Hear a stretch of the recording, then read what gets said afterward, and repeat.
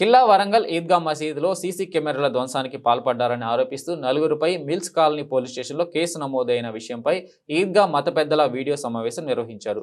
గత 2 రోజుల క్రితం మిల్స్ కాలనీ పోలీస్ స్టేషన్లో కేసు నమోదైన నలుగురు ఎలాంటి దాడులకు మోసానికి పాల్పడలేదని ఈద్గా మసీదు కమిటీ సభ్యులు వివరించారు.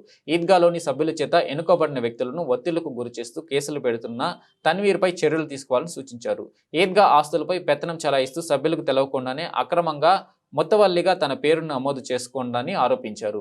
ఈద్గా సభ్యులకు సమాచారం లేకుండా అక్రమంగా ఈద్గా ఆస్తులపై మొత్తవల్లిగా పేరు నమోదు చేసుకున్న తన్వీర్పై విచారణ చేసి చర్యలు తీసుకోవాల్సిందిగా కోరిన ఈద్గా మత పెద్ద మహమ్మద్ జబ్బర్ కమిటీ సభ్యులు కోరారు.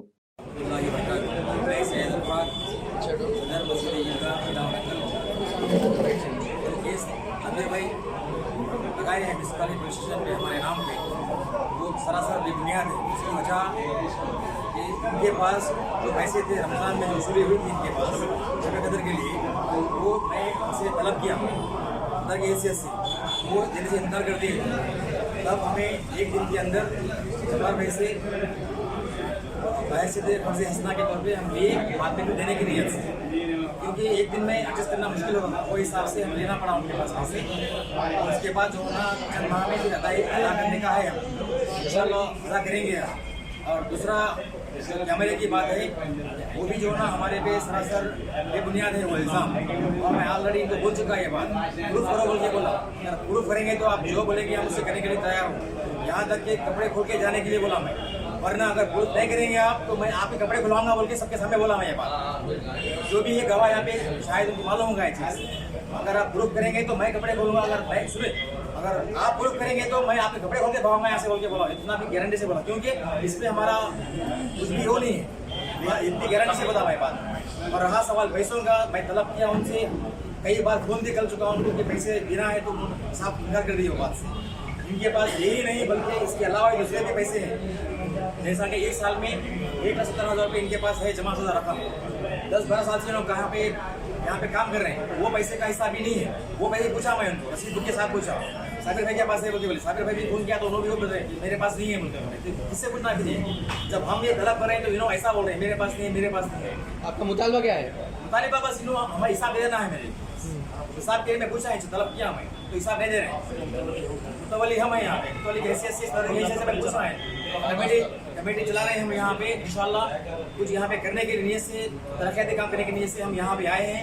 इंशाल्लाह आगे भी कुछ करेंगे, यहाँ पे मस्जिद के अलावा ईदगाह के लिए भी कुछ करेंगे, वो नीयत से हम यहाँ पे आए हैं। और यहाँ पे जो है ना मस्जिद के अंदर यहाँ पे एक रूम है, वो रूम मस्जिद के अहाते में आता है, उसको भी लॉक करके रख लिए उस पर पर्सनल चीज़ें हैं, वो रखने की इनको क्या जरूरत है बताइए। आपने तलब किया चाबी इनके पास, तो चाबी देने से इनकार कर दिए।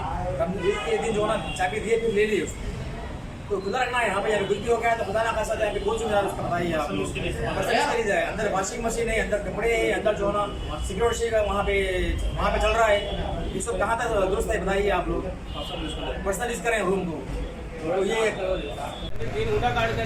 చుట్టూ రాడి కూడా లేకపోండి అని చెప్పి అంటే అప్పుడు చింత ఆలోచన చేసుకొని అది చేసుకొని నాతో తింటే వాళ్ళతో కిలా వరంగల్ నుండి ఇటువంటి అటువంటి కొన్ని చింతాలు చేసి మరి వీళ్ళు మొత్తం వాళ్ళు వీళ్ళందరూ కలిసి మేము ఒక దాన్ని కాంపౌండ్ కూడా నిర్మించుకున్న తర్వాత ఇక్కడ నమాజ్ చేసే ఇక్కడ చూసేందుకు బక్రీద్ రంజాన్ సంవత్సరానికి 2 పండుగ నమాజ్ చేస్తారు ఇక్కడ. కాబట్టి ఇక్కడ సెక్యూరిటీ లేదు, కాబట్టి మేము కంఫర్ట్ చేసుకున్నాం, కాబట్టి మీకు ఏమైనా జరగవచ్చు అని చెప్పి దాన్ని ఏం తీసుకున్నామంటే దాని ఒక మసీద్ను ఏర్పాటు చేసుకొని ఈ చందాదారు వీళ్ళ రిలేషన్ కూడా అక్కడ వీళ్ళ రిలేషన్ నుండి వీళ్ళు దానం మన మసీద్కు వీళ్ళు ప్రెసిడెంట్ చేస్తే వీళ్ళ దానం మసీద్ కట్టడం జరిగింది.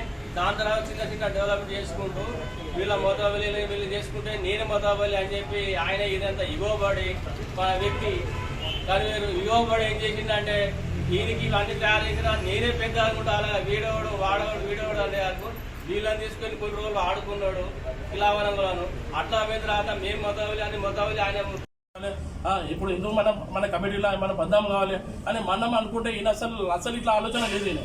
ఎట్లా పడితే ఇట్లా వ్యాఖ్యానంగా ఈయన ఒక టీచర్ అయ్యి ఇట్లా ఏమో మాతో బిహేవియర్ చేస్తాడు. పోనీ 12 రూపాయలు ఈయన ఒక టీచర్ కదా ఎందుకని రెస్పెక్ట్ చేస్తూ ఉంటే అట్లా కూడా ఏమో ఆలోచించి కూడా మనకు అడ్డగోలుగా కేసులు పెడతాను, బెదిరిస్తాను, ఒక గుండాయిజం దాదాగిరి ఇదాన్ని లెక్క చేస్తాను, మందులు చేస్తాను. ఆయన మా దగ్గర మొత్తం అవసరం లేదు. ఇది గ్రేవ్ యార్డ్. ఇప్పుడు చూడరా, ఈ గ్రేవ్ యార్డ్ ఏమో మనుషులు వచ్చే వివరణ వచ్చేమో అక్కడ ముందర తీయవచ్చు, ఎవరికైనా అర్హత ఉంటుంది. కానీ ఏం చేసిండంటే శవాల మీద గరీబులు చూడకుండా, డబ్బులు చూడకుండా ఏం చేసిండంటే ఇట్లా రసీలు వాళ్ళ దగ్గర చందాలు నీ హక్కు ఎవరు ఇచ్చారు? నువ్వు ఎవరు అసలు ఏం హక్కు ఉన్నది ఇక్కడ? ఏదంటే నేనేమో కేర్ టేకర్ అని మొత్తం అడ్డగొలుగా వాడుకుంటాను. ఆ కేర్ టేకర్ అని చాలా లక్షల మంది దాని లెక్క లేదు. మన 4 నెలల నుంచి మన కమిటీ ఫామ్ చేసి నడిపించుకుంటూ ఉంటే మన లెక్కలు అడుగుతాడు. మరి మీ లెక్కలు ఏమైంది? కేసు పెట్టింది ఇప్పుడు ఆల్రెడీ. మీరు పెట్టిండ్రా?